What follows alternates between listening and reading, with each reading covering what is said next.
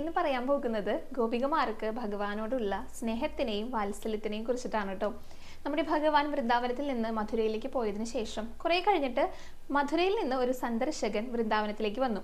അപ്പോൾ ഗോപികമാരെല്ലാം ഇദ്ദേഹത്തിന് ചുറ്റും കൂടിയിട്ടോ ഭഗവാനെ കുറിച്ച് ചോദിച്ചറിയാൻ വേണ്ടിയിട്ടേ ഞങ്ങളുടെ കൃഷ്ണൻ അവിടെ സുഖമാണോ സന്തോഷത്തോട് കൂടിയിട്ടാണോ ഇരിക്കുന്നത് എന്ന് പറഞ്ഞിട്ട് ഭഗവാൻ ലീലകൾ ആടിയിട്ടുള്ള സ്ഥലങ്ങളൊക്കെ ഇദ്ദേഹത്തിന് കാണിച്ചു കൊടുക്കുന്നുണ്ട്. കാളിന്തിയുടെ തീരവും ഭഗവാൻ പശുക്കളെ മേയിച്ച് നടന്നതും അതേപോലെ കുറുമ്പുകളൊക്കെ കാണിച്ചു നടന്നിരുന്ന ആ സ്ഥലങ്ങളൊക്കെ കാണിച്ചു കൊടുത്തു. എന്നിട്ട് ചോദിച്ചു, ഞങ്ങളുടെ ഭഗവാൻ അവിടെ സന്തോഷത്തോട് കൂടിയിട്ടല്ലേ ഇരിക്കുന്നത്, ഞങ്ങളൊക്കെ കാണാത്തതിൽ ഭഗവാൻ എന്തെങ്കിലും സങ്കടം ഉണ്ടോ എന്ന് ചോദിച്ചു. അപ്പോൾ ഈ ചോദ്യം കേട്ടപ്പോൾ ഇദ്ദേഹത്തിന് തോന്നി ഇവരുടെ ആ ഒരു സംസാരത്തിൽ സന്തോഷം ഉണ്ടെങ്കിൽ കൂടെ ഒരു സങ്കടമില്ലേ എന്നൊരു സംശയം തോന്നി. അങ്ങനെ വേഗം അദ്ദേഹം പറഞ്ഞു, ഭഗവാൻ അങ്ങനെ സങ്കടമൊന്നും ഉള്ളതായിട്ട് എനിക്ക് തോന്നിയില്ല, അവിടെ പത്നിമാരോടൊത്ത് വളരെ സന്തുഷ്ടനായിട്ടാണ് അവിടെ കഴിയുന്നത് എന്ന് പറഞ്ഞു. ഇവരെ ഒന്ന് നിരാശപ്പെടുത്താൻ വേണ്ടിയിട്ടേ ഗോപികമാരെ ഇദ്ദേഹം ഇങ്ങനെ പറഞ്ഞത്. പക്ഷെ ഗോപികമാർക്ക് സന്തോഷമാണ് കേട്ടോ ഉണ്ടായത്. തങ്ങളുടെ കൃഷ്ണൻ അവിടെ സന്തോഷവാനായിട്ടാണ് കഴിയുന്നതല്ല അവർ കേട്ടത്. ഇതിൽ പരം സന്തോഷം അവർക്കുണ്ടോ? അവർ പറഞ്ഞു, ഇത്രയും നല്ലൊരു വാർത്ത ഞങ്ങളോട് പറഞ്ഞതിന് ഒരുപാട് നന്ദിയുണ്ടെന്ന് പറഞ്ഞു.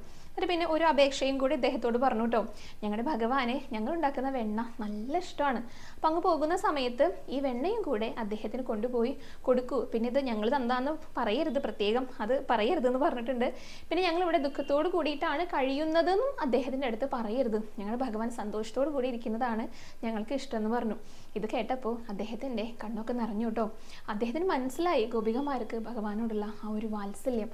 അങ്ങനെ വളരെ ഭാരത്തോടു കൂടിയുള്ള ഹൃദയത്തോടെ ആയിട്ടാണ് അദ്ദേഹം ആ വെണ്ണയുമായിട്ട് ഭഗവാന്റെ അടുത്തേക്ക് പോകുന്നത്, ദ്വാരകയിലേക്ക്.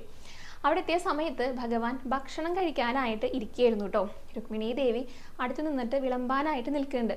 അങ്ങനെ ഉടനെ ഭഗവാൻ അത് തടഞ്ഞുകൊണ്ട് പറഞ്ഞു, എനിക്ക് വൃന്ദാവനത്തിൻ്റെ ഗന്ധം അനുഭവപ്പെടുന്നുണ്ട്, ആരോ ഒരാൾ എന്നെ കാണാനായിട്ട് വൃന്ദാവനത്തിൽ നിന്ന് വന്നിട്ടുണ്ട്, അതാരാണെന്നൊന്ന് പോയി നോക്കൂ, അദ്ദേഹത്തോട് ഉടനെ എന്നെ വന്ന് കാണാനായിട്ട് പറയൂ.